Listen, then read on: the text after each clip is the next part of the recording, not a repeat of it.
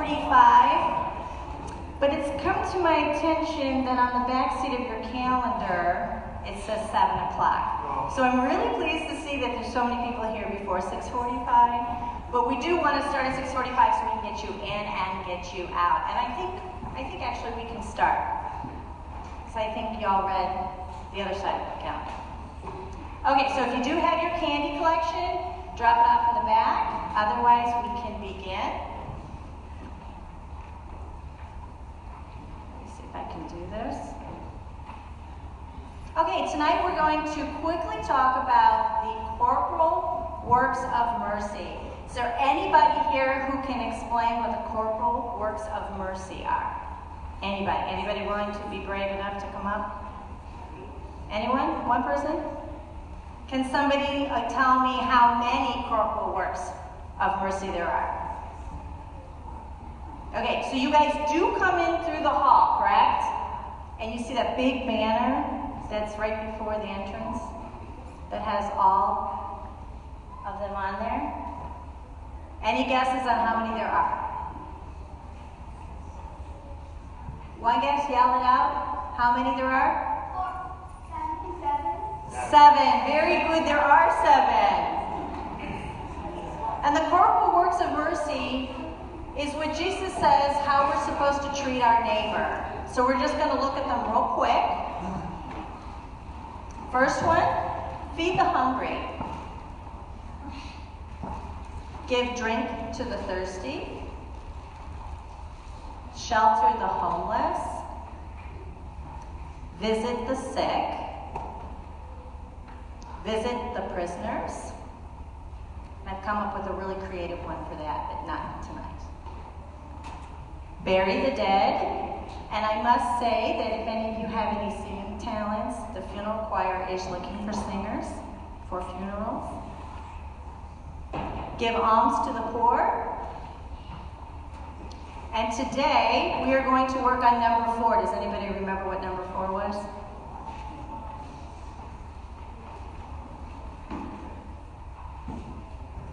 Visit the sick. So I said that I was going to try to help create faith formation and that I'm going to offer you opportunities on how to do that.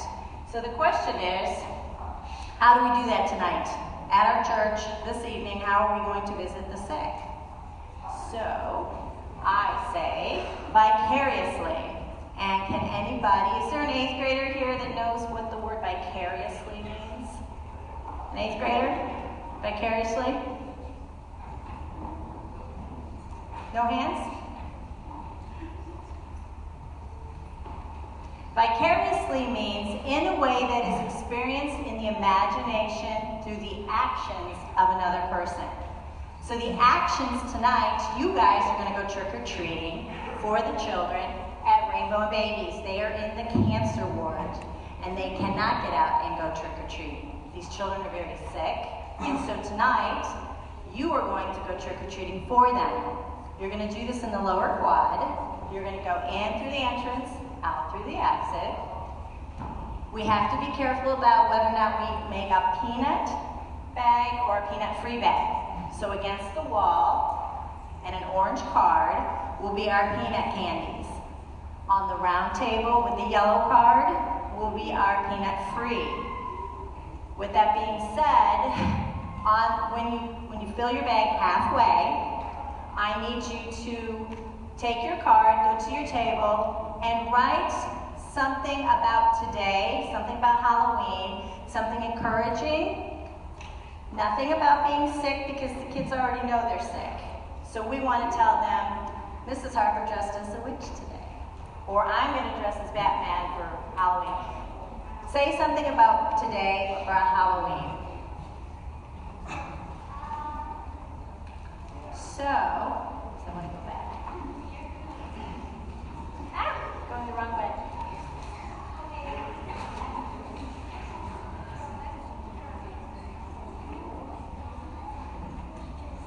So tonight I'm asking a student to come up and start us off with a prayer for the sick children that are in the cancer ward at Rainbow and Babies.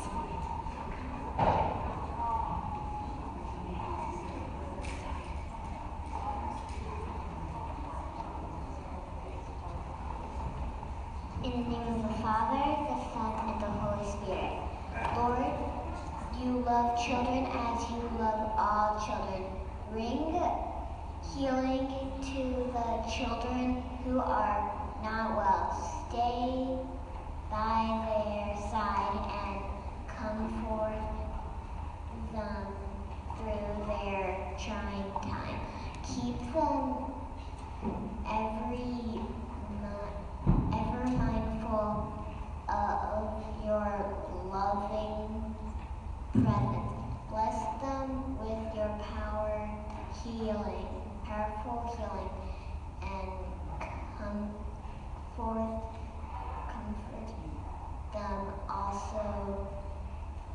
Thank you for hearing our prayer. Amen.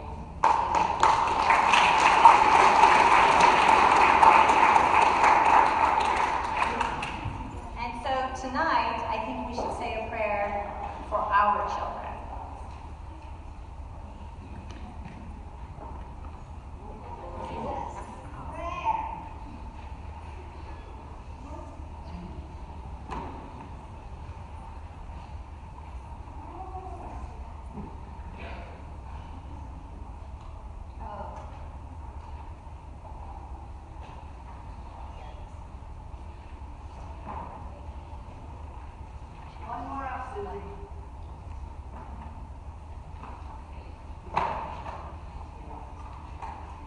Almighty Father in heaven, I ask for your strong arms of protection to be around our children, that they may be held safely within your love. Fill their days and nights with hope and joy. Fill their hearts and minds with your truth and light. We trust in you. Amen. Thank you. Okay, and so tonight we're doing the fourth Corporal Works of Mercy. Next month, we are going to do number 1 with the help of Mrs. Mazzella. And some of you may know her from the Aurora City School. She's the counselor there. And I've been in contact with her on creating another charity. And in Aurora, there's a need for holiday dinners. So more details will come to follow. And Tammy came yesterday to talk about her charity. And so, if I do this correctly, I will show her.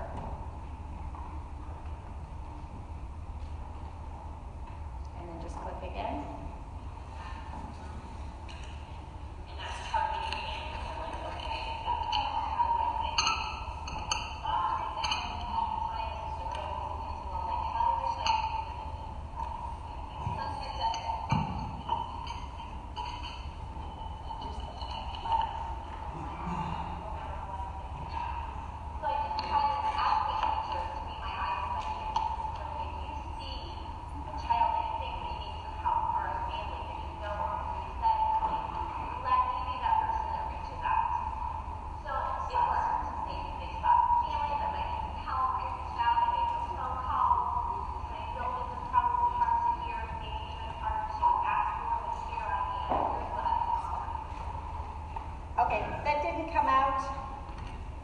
As well as I would have liked to have. So Tammy has been working in the Aurora City Schools for 11 years. She confidentially finds families. Sometimes it can be as many as 25 families, sometimes it's 11 families. But she created Project Backpack, where she gives the children a backpack full of food, and it's for either the weekend, and sometimes there's not enough to give, and she can only give it out once a month. So next month there will be details on how we're going to contribute for her and for the families here in Aurora that are in need.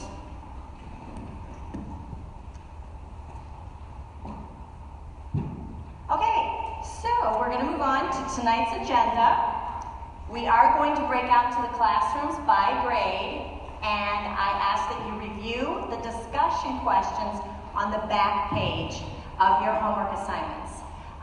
This should be parent-led, but if there's a catechist in the room, they're there for your guidance to help you initiate and get, and in each room you'll see a parent facilitator page.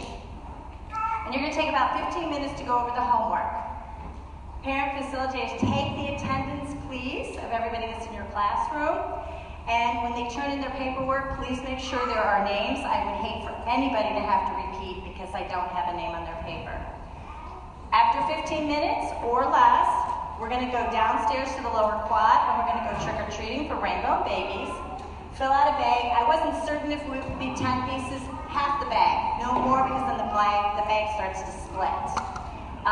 Write a note of support to enjoy the day. And then if there's time, we will play Jeopardy. Parents versus the kid.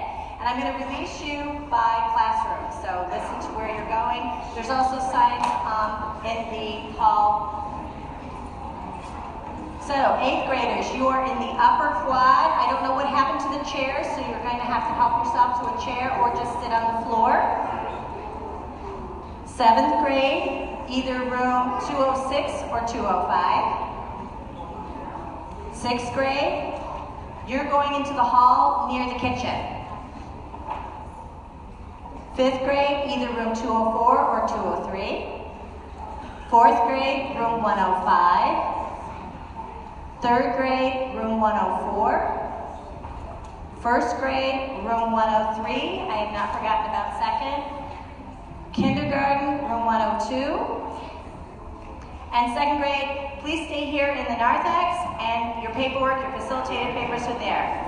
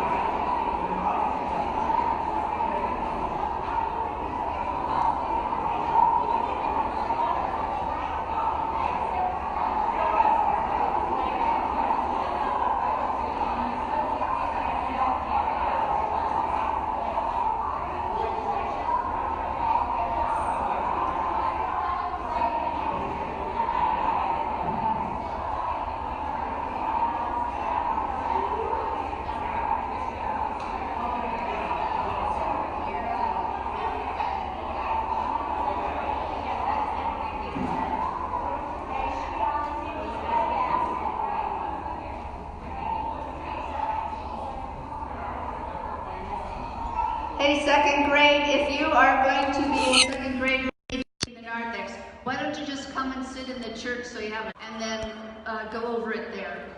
So 2nd graders